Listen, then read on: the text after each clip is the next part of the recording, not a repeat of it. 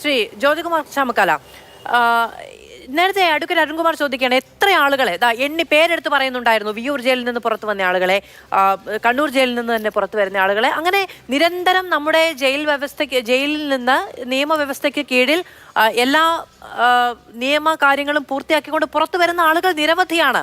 ഷെറിൻ പുറത്തു വരുമ്പോഴുണ്ടാകുന്ന മാധ്യമ ശ്രദ്ധ, ഷെറിൻ പുറത്തു വരുമ്പോഴുണ്ടാകുന്ന രാഷ്ട്രീയ ആരോപണങ്ങൾ എന്ന് പറയുന്നത് നിരന്തരമായി ഉന്നയിക്കുന്ന ആരോപണങ്ങളുടെ ഒരു തുടർച്ച എന്ന നിലയ്ക്ക് മാത്രമാണ് സർക്കാർ അല്ലെങ്കിൽ സർക്കാരിനെ നയിക്കുന്ന പാർട്ടി നിലവിൽ കാണുന്നത്. അതിനപ്പുറത്ത് കെ ബി ഗണേഷ് കുമാറിനെതിരെയുള്ള ആരോപണങ്ങൾക്ക് പാർട്ടി മറുപടി പറയാൻ തയ്യാറുമല്ല. നമുക്ക് ഏതായാലും ഒരു നല്ല കാര്യമുണ്ട്. CPM-നെ സംബന്ധിച്ച് ഒരു ഘട്ടത്തിൽ പോലും പിന്നെ കെ ബി ഗണേഷ് കുമാറിനെ യോജിച്ചുകൊണ്ട് കെ ബി ഗണേഷ് കുമാറിന് അനുകൂലമായ ഒരു സ്റ്റേറ്റ്മെൻറ്റും ഈ കാതലായ വിഷയത്തെ സംബന്ധിച്ച് ഉണ്ടാകുന്നില്ല എന്നുള്ളതൊരു സന്തോഷകരമായ കാര്യമാണ്. പക്ഷേ നമ്മുടെ മുമ്പിലുള്ള വിഷയം എന്താണ്? ഇവിടെ കുറച്ചുകൂടെ ട്രാൻസ്പെറൻസി ഉണ്ടാകട്ടെ, ട്രാൻസ്പെറൻ്റ് ആകട്ടെ, ഈ സിസ്റ്റം ട്രാൻസ്പെറൻ്റ് ആകട്ടെ. ഒരു കാര്യം ചെയ്യട്ടെ, സർക്കാർ ഇത് പ്രസിദ്ധപ്പെടുത്തട്ടെ. എത്ര പേർ ജയിലിലുണ്ട്, ഇവരുടെ ശിക്ഷാ കാലയളവ് എന്ന് മുതൽ എന്നുവരെയാണ്, അതിനകത്ത് എത്ര പേരുടെ അവരുടെ പിന്നെ റെമിഷൻ പെറ്റീഷൻ ആരെങ്കിലും കിട്ടിയിട്ടുണ്ടോ, കിട്ടിയെങ്കിൽ ജയിൽ അഡ്വൈസറി ബോർഡ് എന്താണ് പറഞ്ഞിട്ടുള്ളത് അത് പ്രസിദ്ധപ്പെടുത്തട്ടെ. അല്ലെങ്കിൽ ഇപ്പോൾ കിടക്കുന്നവരെ സംബന്ധിച്ച് ജയിൽ അഡ്വൈസറി റിപ്പോർട്ട് കൊടുത്തതിൻ്റെ ബേസിസിൽ നടപടി എടുക്കാത്തവരെ സംബന്ധിച്ച് ഒരു ബ്ലൂ പ്രിൻ്റ് ഇതുമായി ബന്ധപ്പെട്ട ഒരു പിന്നെ ഡീറ്റെയിൽസ് പുറത്തുവിടട്ടെ, സർക്കാർ പുറത്തുവിടട്ടെ, നമുക്ക് ബോധ്യപ്പെടും ഓരോരോ കാര്യങ്ങളും. അപ്പോൾ സർക്കാർ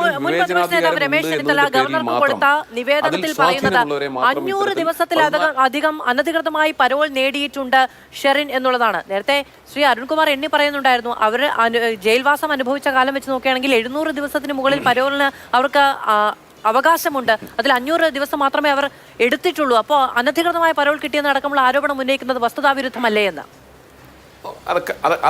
അതൊക്കെ അടിസ്ഥാനപരമായി തെറ്റാണ്. അവർ ഭൂരിപക്ഷ സമയവും പുറത്തു തന്നെയാണ്. അവരെ സംബന്ധിച്ച് എത്ര തവണ നിയമപരമായി പരോൾ ലഭിച്ചിട്ടുണ്ട്, എത്ര തവണ എമർജൻസി പരോൾ ലഭിച്ചിട്ടുണ്ട്, അത് എത്ര ദിവസമുണ്ട്, സർക്കാർ പ്രസിദ്ധപ്പെടുത്തണമെന്നേ, സർക്കാർ പറയട്ടെ. എന്തേ ഔദ്യോഗികമായി സർക്കാരിന്റെ ഭാഗത്തുനിന്ന് ക്യാബിനറ്റ് ഡിസിഷൻ ഉണ്ടായിട്ട് ഇതിന്മേലൊരു തീരുമാനം അല്ലെങ്കിൽ ഇതിന്മേലൊരു വിശദീകരണം വരുന്നില്ല? വരണ്ടേ? പൊതുസമൂഹം ചർച്ച ചെയ്തുകൊണ്ടിരിക്കുകയല്ലേ. ഒരു കൊലയാളി, ഞാനിപ്പോൾ പറഞ്ഞെന്താ, ഗണേഷ് കുമാറിന്റെ ഓഫീസുമായി ഈ സ്ത്രീക്കുള്ള ബന്ധത്തെക്കുറിച്ചാണ്. ഒരു മന്ത്രിയും ഈ രാജ്യത്ത് പരമോന്നത കോടതി പോലും ശിക്ഷിച്ച ഒരു കൊലയാളിയും തമ്മിൽ എന്ത് ബന്ധമാണ് ഞങ്ങൾക്കറിയണ്ടേ? പൊതുസമൂഹത്തിന് അറിയണ്ടേ? അത് പറയണ്ടേ? അത് പറയാനുള്ള ബാധ്യത സർക്കാരിനില്ലേ? അവിടെയാണ് പ്രശ്നം. അതിനെക്കുറിച്ച് പറയുന്നേ, മന്ത്രി എന്താ വാതുറക്കാത്തത്? അവിടെയാണ് പ്രശ്നം. ഈ സ്വാധീനമുള്ളവർക്ക് 14 വർഷം കഴിഞ്ഞാൽ പിറ്റേന്ന് രാവിലെ നിങ്ങളുടെ ജീവപര്യന്തമാണെങ്കിൽ നിങ്ങളെ വിടും എന്നാണ് സർക്കാരിൻ്റെ നയമെങ്കിൽ അത് പറയും. അതല്ല 25 സ്വാധീനമില്ലാത്തവർക്ക് 25 വർഷം കഴിഞ്ഞാലും വിടില്ല എന്നാണെങ്കിൽ അത് പറയും. ഇതിനകത്തൊരു വ്യവസ്ഥ ഉണ്ടാകണ്ടേ? അപ്പോൾ അവിടെയാണ് പ്രശ്നം. ഇതിനെ സംബന്ധിച്ച് കൃത്യത ഉണ്ടാകണം, സുതാര്യത ഉണ്ടാകണം. ഈ ചെയ്ത കാര്യങ്ങളെ സംബന്ധിച്ച് ഇപ്പോൾ നോക്കൂ, താങ്കൾ ഉൾപ്പെടെ നമുക്ക് എല്ലാവർക്കും അറിയാം ഇവരെ ജയിൽ മാറ്റവുമായി ബന്ധപ്പെട്ടുണ്ടായ വിവാദങ്ങളെ സംബന്ധിച്ച്. ആ വിവാദങ്ങളൊന്നും വിവാദങ്ങളെ ആയിരുന്നില്ല, അങ്ങനെ ഒരു സംഭവമേ ഉണ്ടായിട്ടില്ല എന്ന് CPM-ന്റെ പ്രതിനിധി തന്നെ അങ്ങനെ പറയണമെന്നുണ്ടെങ്കിൽ അതെല്ലാം കോംപ്ലിമെന്റ്സ് ആക്കി അഥവാ കോംപ്രമൈസ് ചെയ്തു എന്ന് വേണ്ടേ നമ്മൾ മനസ്സിലാക്കാൻ. അത് എങ്ങനെ തീർത്തു, ആര് തീർത്തു, എപ്പോഴാണ് സംഭവിച്ചത്? അപ്പോൾ അത്തരം ഒരുപാട് ദുരൂഹതകൾ ഇതിൻ്റെ പിന്നിലുണ്ട്. ഇതിനകത്ത് സ്വാധീനം ഉണ്ടായിട്ടുണ്ട്.